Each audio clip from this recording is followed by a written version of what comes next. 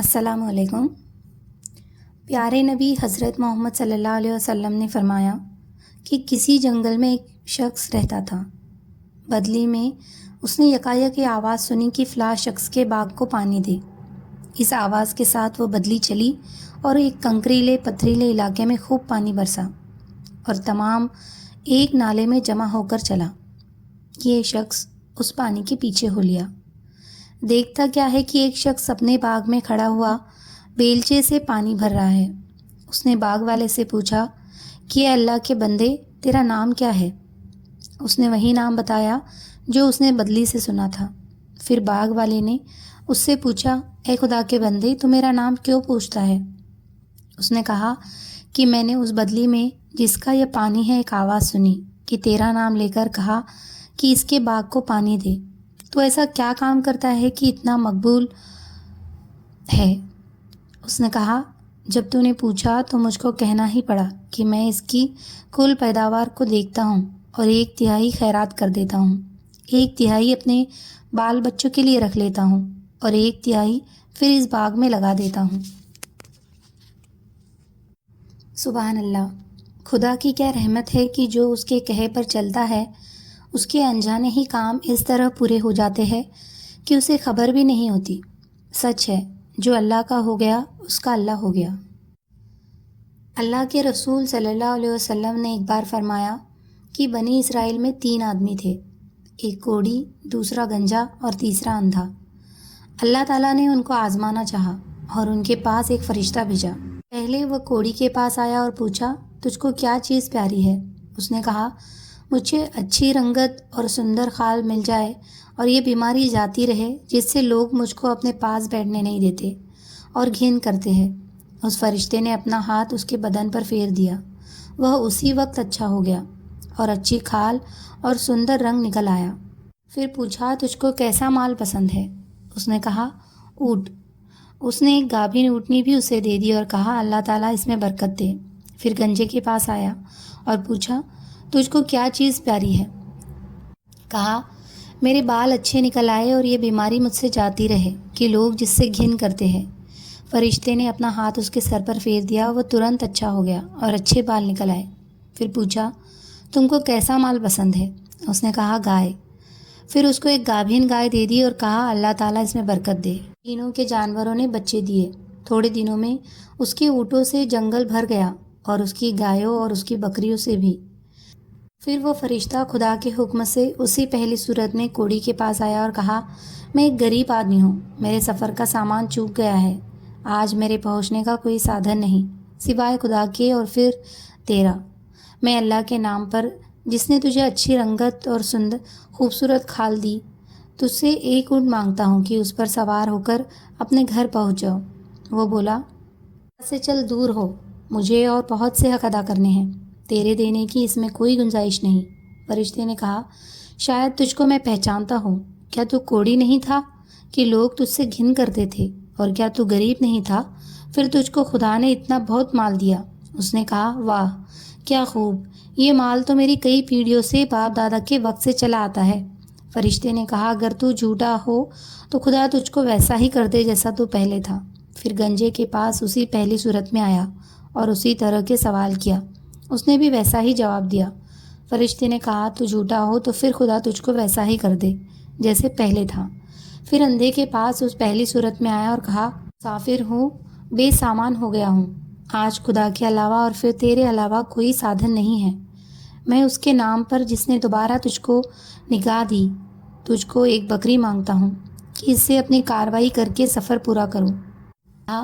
بے شک میں اندھا تھا، خدا نے اپنی رحمت سے مجھے نگاہ دی، جتنی بکریاں تیرا جی چاہے لے جا اور جتنی چاہے چھوڑ جا، خدا کی قسم کسی چیز سے میں تجھ کو منع نہیں کرتا۔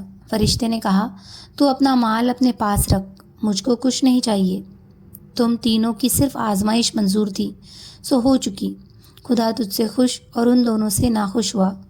سوچنا چاہیے کہ ان دونوں کی ناشکری کا نتیجہ ملا کہ تمام مال چھن گیا اور جیسے تھے ویسے ہی رہ گئے۔ خدا ان سے ناخوش ہوا اور دنیا اور آخرت دونوں میں ناکام رہے۔ اور اس شخص کو شکر کی وجہ سے کیا بدلہ ملا کہ مال بچا رہا اور خدا اس سے خوش ہوا اور دنیا اور آخرت میں پوری کامیابی بھی ملی۔ ایک بار حضرت سلمہ رضی اللہ تعالیٰ عنہا کے پاس کہیں سے کچھ گوشت آیا اور پیارے نبی صلی اللہ علیہ وسلم کو گوشت بہت اچھا لگتا تھا، اسی لیے حضرت سلمہ رضی اللہ تعالیٰ عنہا نے نوکرانی سے فرمایا کہ گوشت طاق میں رکھ دے، شاید حضرت کھانا پسند کرے۔ اس نے طاق میں رکھ دیا۔ اتنے میں ایک مانگنے والا آیا اور دروازے پر کھڑے ہو کر آواز دی، بھیجو اللہ کے نام پر، خدا برکت کرے۔ گھر میں سے جواب آیا، خدا تجھ کو بھی برکت دے۔ اس لفظ میں یہ اشارہ ہے کہ کوئی چیز دینے کو موجود نہیں ہے۔ وہ مانگنے والا چلا گیا۔ اتنے میں اللہ کے رسول صلی اللہ علیہ وسلم تشریف لائے۔ فرمایا، اے سلمہ، تمہارے پاس کھانے کی کوئی چیز ہے؟ انہوں نے کہا ہاں، اور نوکرانی سے کہا، جا آپ کے لیے گوشت لیتی آ۔ وہ گوشت لینے گئی۔ کیا دیکھتی ہے کہ وہاں گوشت کا تو نام بھی نہیں ہے، صرف ایک سفید پتھر کا ایک ٹکڑا رکھا ہے۔ آپ نے فرمایا کہ تم نے مانگنے والے کو نہ دیا تھا، اسی لیے وہ گوشت پتھر بن گیا۔ خدا کے نام پر نہ دینے کی یہ نحوست ہوئی کہ اس گوشت کی صورت بگڑ گئی اور پتھر بن گیا۔ اسی طرح جو شخص مانگنے والوں سے بہانہ کر کے خود کھاتا ہے، وہ پتھر کھا رہا ہے، جس کا یہ اثر ہے کہ پتھر دلی اور دل کی سختی بڑھتی چلی جاتی ہے۔ چونکہ حضرت صلی اللہ علیہ وسلم کے گھر ولیوں کے ساتھ خداوند کریم کی بڑی عنایت اور رحمت ہے، اسی لیے اس گوشت کی صورت کھلی نگاہوں میں بدل دی تاکہ اس کے استعمال سے بچی رہے۔ پیارے رسول صلی اللہ علیہ وسلم کی عادت تھی کہ فجر کی نماز پڑھ کر اپنے ساتھیوں کی طرف رخ کرتے اور فرماتے کہ تم میں سے رات کو کسی نے کوئی سپنا تو نہیں دیکھا؟ اگر کوئی دیکھتا تو بتا دیا کرتا تھا، آپ اس کا کچھ پھل بتا دیا کرتے تھے۔ عادت کے مطابق ایک بار سب سے پوچھا کہ کسی نے کوئی سپنا دیکھا ہے؟ سبھی نے کہا نہیں دیکھا۔ آپ نے فرمایا، میں نے آج رات ایک سپنا دیکھا ہے کہ 2 آدمی میرے پاس آئے اور میرا ہاتھ پکڑ کر مجھ کو ایک پاک زمین پر لے گئے چلے۔ دیکھتا ہوں کہ ایک آدمی بیٹھا ہوا ہے اور دوسرا کھڑا ہے اور اس کے ہاتھ میں لوہے کا زنبور ہے۔ اس بیٹھے ہوئے کے کلے کو اس سے چیر رہا ہے، یہاں تک کہ گدی تک جا پہنچا ہے۔ پھر دوسرے کے ساتھ بھی یہی معاملہ کر رہا ہے اور پھر وہ کلہ اس کا درست ہو جاتا ہے، پھر اس کے ساتھ ایسا ہی کرتا ہے۔ میں نے پوچھا، یہ کیا بات ہے؟ وہ دونوں آدمی بولے، آگے چلو۔ ہم آگے چلے، یہاں تک کہ ایک ایسے شخص پر گزر ہوا جو لیٹا ہوا ہے اور اس کے سر پر ایک آدمی بڑا بھاری پتھر لیے ہوئے کھڑا ہے۔ اس کا سر بڑے زور سے پھوڑتا ہے۔ جب وہ پتھر اس کے سر پر دے مارتا ہے، پتھر لڑک کر دور جا گرتا ہے۔ جب وہ اس کے اٹھانے کے لیے جاتا ہے تو اس کے لوٹ کر پاس آنے نہیں دیتا کہ اس کا سر پھر اچھا بھلا جیسا تھا ویسا ہی ہو جاتا ہے اور وہ پھر اس کو اسی طرح پھوڑتا ہے۔ میں نے پوچھا، یہ کیا ہے؟ وہ دونوں بولے، آگے چلو۔ ہم آگے چلے، یہاں تک کہ ہم ایک گفا میں پہنچے تو تنور جیسا تھا، نیچے سے کشادہ تھا اور اوپر سے تنگ۔ اس میں آگ جل رہی تھی اور اس میں بہت سے ننگے مرد اور عورتیں بھرے ہوئے تھے۔ جس وقت وہ آگ اوپر کو اٹھتی ہے اور اس کے ساتھ ہی وہ سب اٹھ جاتے ہیں، یہاں تک کہ نکلنے کے قریب ہو جاتے ہیں۔ پھر جس وقت بیٹھتی ہے وہ بھی نیچے چلے جاتے ہیں۔ میں نے پوچھا، یہ کیا ہے؟ وہ دونوں بولے، آگے چلو۔ ہم آگے چلے، یہاں تک کہ ایک خون کی نہر پر پہنچے۔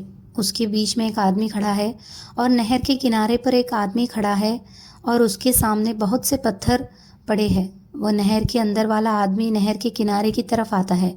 جس وقت نکلنا چاہتا ہے، کنارے والا آدمی اس کے منہ پر ایک پتھر اس زور سے مارتا ہے کہ وہ اپنی پہلی جگہ پر جا پہنچتا ہے۔ پھر جب کبھی وہ نکلنا چاہتا ہے، اسی طرح پتھر مار کر اسے ہٹا دیتا ہے۔ میں نے پوچھا، یہ کیا ہے؟ وہ بولے، آگے چلو۔ ہم آگے چلے، یہاں تک کہ ایک ہرے باغ میں جا پہنچے۔ اس میں ایک بڑا پیڑ ہے اور اس کے نیچے ایک بوڑھا آدمی اور بہت سے بچے بیٹھے ہیں، اور پیڑ کے قریب ایک اور آدمی بیٹھا ہوا ہے۔ اس کے سامنے آگ جل رہی ہے اور وہ اس کو دھوک رہا ہے۔ پھر وہ دونوں مجھ کو چڑھا کر پیڑ کے اوپر لے گئے اور ایک گھر پیڑ کے بیچ میں ہی بہت خوبصورت سا بن رہا تھا، اس میں لے گئے۔ میں نے ایسا گھر کبھی نہیں دیکھا تھا۔ اس میں مرد، بوڑھے، جوان، عورتیں، بچے بہت سے تھے۔ پھر اس سے باہر لا کر اور اوپر لے گئے۔ وہاں ایک گھر پہلے گھر سے بھی اچھا تھا، اس میں لے گئے۔ اس میں بوڑھے اور جوان تھے۔ میں نے ان دونوں آدمیوں سے کہا کہ تم نے مجھ کو تمام رات پھرایا، اب بتاؤ یہ سب کیا بھید تھے؟ انہوں نے کہا کہ وہ آدمی جو تم نے دیکھا تھا کہ اس کے کلے چیرے جاتے تھے، وہ آدمی جھوٹا ہے، جھوٹی باتیں کرتا تھا، اور وہ باتیں پوری دنیا میں مشہور ہو جاتی تھی۔ اس کے ساتھ قیامت تک یوں ہی کرتے رہیں گے۔ جس کا سر پھوڑتے ہوئے دیکھا، وہ ایسا آدمی ہے کہ اللہ تعالیٰ نے اس کو قرآن کا دین دیا، وہ رات کو اس سے غافل ہو کر سو رہا اور دن کو اس پر عمل نہ کیا۔ قیامت تک اس کے ساتھ یہی معاملہ رہے گا۔ جس کو تم نے آگ کی خو میں دیکھا، وہ زنا کرنے والے لوگ ہیں، اور جس کو خون کی نہر میں دیکھا، وہ زنا کرنے والے لوگ ہیں، اور جس کو خون کی نہر میں دیکھا، وہ سود بیاج کھانے والے ہیں۔ پیڑ کے نیچے جو بوڑھے سے تھے، وہ حضرت ابراہیم علیہ السلام تھے، اور ان کے آس پاس جو بچے دیکھے، وہ لوگوں کی نابالغ اولاد ہے، اور جو آگ دھونک رہا ہے، وہ دوزخ کا دروگا مالک ہے۔ اور پہلا گھر جس میں ابھی آپ داخل ہوئے مسلمانوں کا ہے، اور یہ دوسرا گھر شہیدوں کا ہے، اور میں جبرائیل ہوں اور یہ میکائیل ہے۔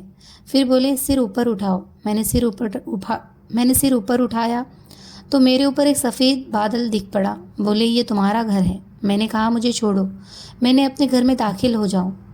بولے، ابھی تمہاری عمر باقی ہے، پوری نہیں ہوئی، اگر پوری ہو چکتی تو ابھی چلے جاتے۔ ہم کو یہ جاننا چاہیے کہ نبیوں کا سپنا وہ ہوتا ہے۔ یہ تمام واقعے سچی ہے، یہ تمام چیزیں سچی ہے۔ اس حدیث سے کئی چیزیں معلوم ہوئی۔ ایک، جھوٹ کے بارے میں کی سزا کیسی ہے۔ دوسرے، عالم بغیر عمل کے بارے میں۔ تیسرے، زنا کرنے کے بارے میں۔ چوتھے، سود کے بارے میں۔ خدا سب مسلمانوں کو ان کاموں سے بچائے رکھے، آمین۔